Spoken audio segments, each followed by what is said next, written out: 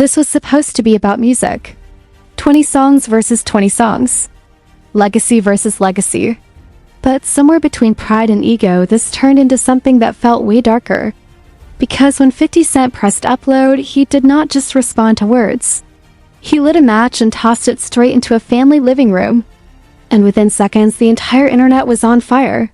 How do we go from debating hits to dragging wives and children into the spotlight?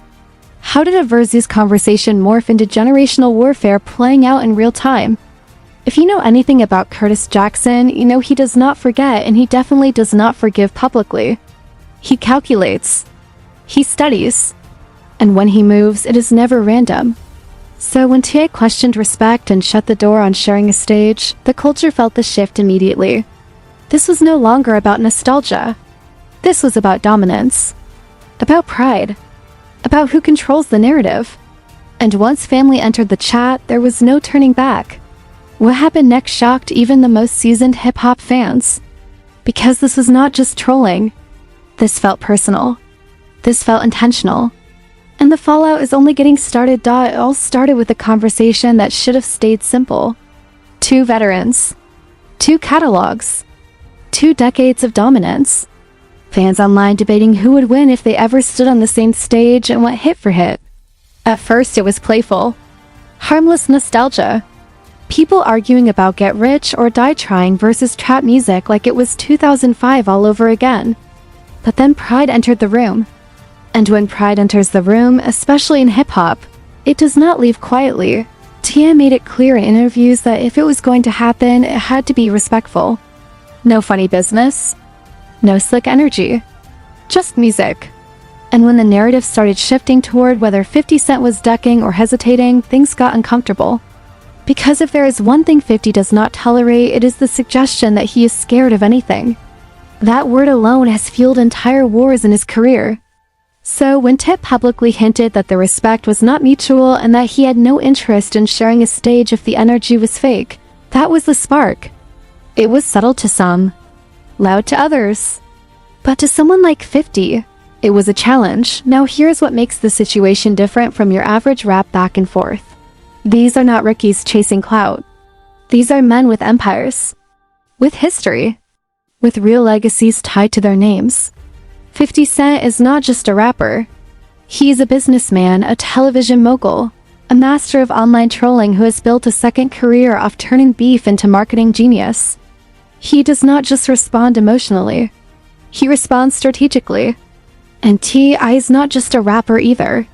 He is someone who has always positioned himself as a king in his city, someone who values honor, loyalty, and public perception. So when those two mentalities collide, it is never going to be light. It is never going to stay surface level. The tension simmered for days. Clips from podcasts resurfaced. Old interviews got reposted. Fans dissected body language like it was a courtroom trial. And then came the post. The one that flipped everything. 50 showed an image involving Tiny Harris that many people instantly labeled disrespectful. It was not a random meme. It was not a vague subtweet. It was direct. And the caption made it clear this was a message. The internet reacted in waves. Some laughed. Some gasped. Some immediately said this was crossing the unwritten code that most rappers claim to follow. Because Tiny is not just T.I.'s wife. She's a Grammy-winning artist with her own resume, her own credibility, her own place in music history. Dragging her into the crossfire felt like stepping over a line that usually separates lyrical combat from personal warfare. And once that line was crossed, there was no resetting the energy. King Harris, who grew up watching both the music industry and social media evolve in real time, did not approach it with quiet diplomacy. He reacted instantly, passionately, publicly. His defense of his mother was raw and unfiltered, and within hours the clips were everywhere. The tone of the conversation shifted from debate to chaos. Now it was not just about who had better records. It was about respect for family. About boundaries. About whether trolling has limits or whether anything becomes fair game once someone feels attacked. Meanwhile, 50 remained outwardly calm, posting memes, laughing through captions, refusing to show visible emotion. That contrast became the storyline itself. One side fueled by heat, The other side fueled by calculation. What people were really witnessing was not just a beef. It was a clash of generations and philosophies. One approach rooted in immediate defense and emotional loyalty. The other rooted in patience, psychological pressure, and public manipulation of narrative. And the culture, as always, fed on it. Every repost amplified it. Every reaction video monetized it. Every opinion pushed it further from resolution and closer to something irreversible. Because once family pride, legacy, and ego are all placed on the same table, nobody walks away without scars. And the deeper question lingering beneath all of it was simple but dangerous. If this was only the opening move, how far was either side willing to go to prove they would not back down? And that question is exactly where everything intensified. Because once King stepped into the arena, the dynamic shifted from two seasoned veterans circling each other to a full-scale generational collision unfolding in real time. The internet was no longer just watching two rap icons posture for dominance. Now it was watching his son defend his mother with the kind of emotion that does not wait for strategy sessions or media training. His live sessions were not polished statements crafted by publicists. They were raw, heated, unfiltered reactions that felt less like performance and more like instinct. And that is what made them so powerful and so dangerous at the same time. When emotion leads, escalation follows. Clips spread across platforms within minutes. Comment sections divided into digital war zones. Some praised the loyalty.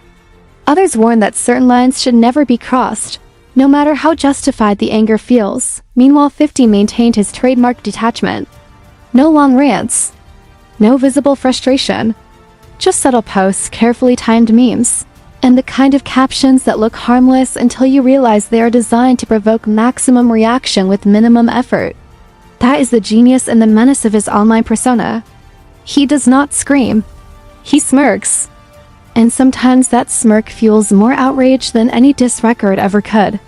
Because to some people, laughing in the middle of chaos feels more disrespectful than direct confrontation. It suggests control. It suggests confidence.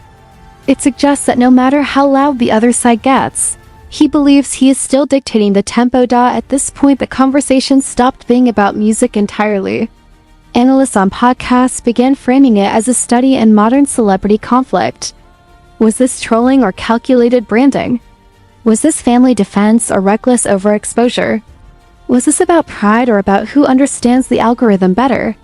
Because in today's culture, controversy does not just create headlines. It generates engagement. And engagement is currency. Every repost became free promotion. Every reaction video became another layer of amplification. The more people debated whether the situation had gone too far, the further it traveled. What made it even more volatile was the history attached to both names. 50 Cent has a reputation for turning minor disagreements into long-running sagas. From industry rivals to public figures outside of music, he has demonstrated time and again that once he feels slighted, he does not simply respond once and move on. He circles back. He applies pressure. He waits for moments of vulnerability. And T.I. has his own history of standing firm in the face of criticism, often positioning himself as someone who values principle above popularity. So when those reputations collide, neither side wants to be perceived as retreating. The younger audience viewed the situation differently than the older generation. For some younger viewers, this was simply how conflict unfolds now: immediate, public, hyper-visible. But older fans remembered a time when disputes were either settled in music or handled privately. The discomfort many felt was not just about specific posts. It was about how quickly boundaries seemed to dissolve once attention entered the equation. Family members became symbols. Personal history became ammunition. And the line between defending honor and feeding spectacle grew thinner by the hour. Behind the scenes, speculation grew about private conversations that may or may not have been happening. Were there phone calls attempting to cool things down? Were mutual friends trying to mediate? Or was everyone too invested in winning the narrative to step back? The silence from official representatives only fueled more theories. Every new post was analyzed like evidence. Every deleted story screenshot was treated like a clue. The audience was not just consuming the drama. They were investigating it in real time. They were investigating it in real time. And yet through all of it, one truth remained clear. Pride was steering the wheel, not business, not legacy preservation, not even music, pride. Because when respect becomes the central theme of a conflict, compromise feels like surrender. And in hip-hop culture, surrender is rarely an option anyone wants attached to their name. So the back and forth continued, not always through direct confrontation, but through implication, suggestion, and tone. And with every passing day, the possibility of this returning to a simple stage battle felt more distant. What started as a competitive hypothetical had transformed into something layered, emotional, and unpredictable.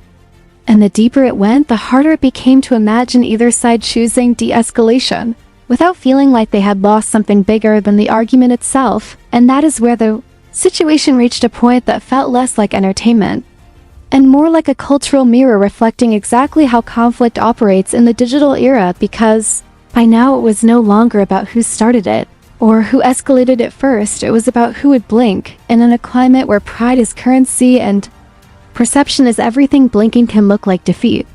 The timelines were saturated with breakdowns, analysis threads, reaction live streams, and dramatic think pieces, dissecting every post, every caption, every facial expression, like it was footage from a high-stakes political debate instead of a rap rivalry that spiraled out of control.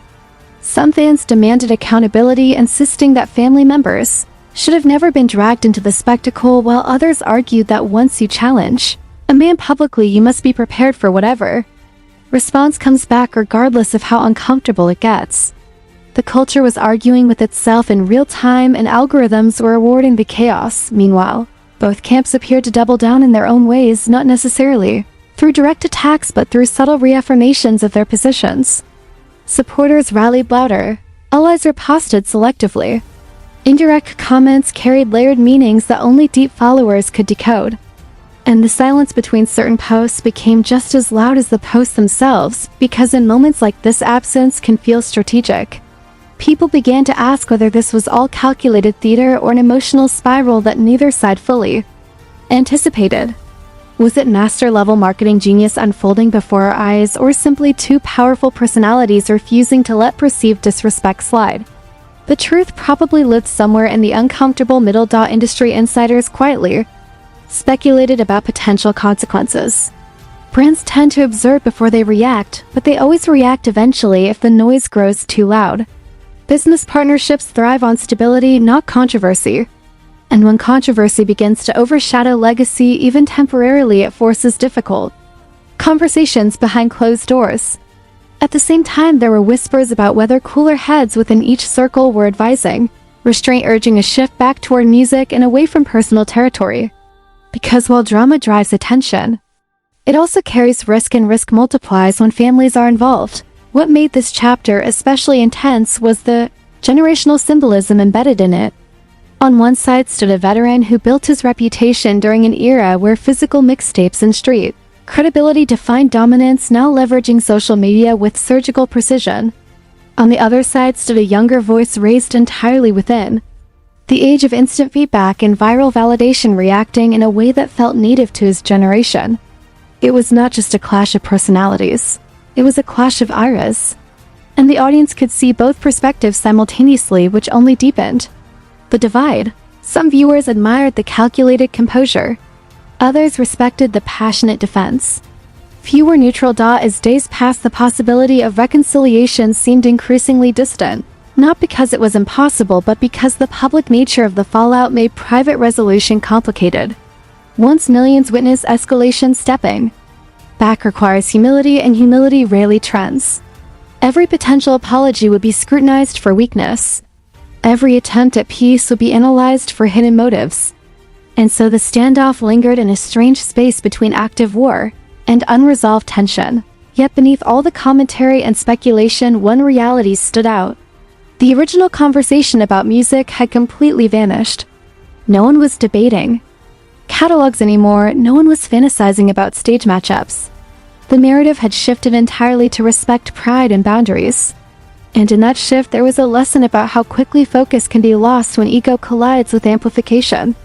The internet does not slow things down, it accelerates them. It rewards the sharpest reaction, not the calmest response. And once momentum builds, it becomes its own force separate from the people involved. So where does it go from here? Does someone choose maturity over momentum?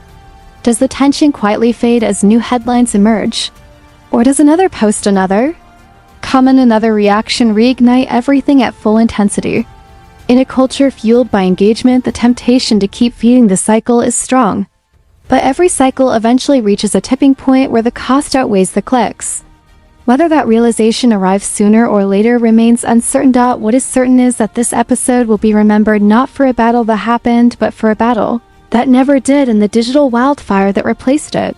It revealed how fragile boundaries can be once pride is challenged publicly. It showed how quickly generational differences can magnify conflict.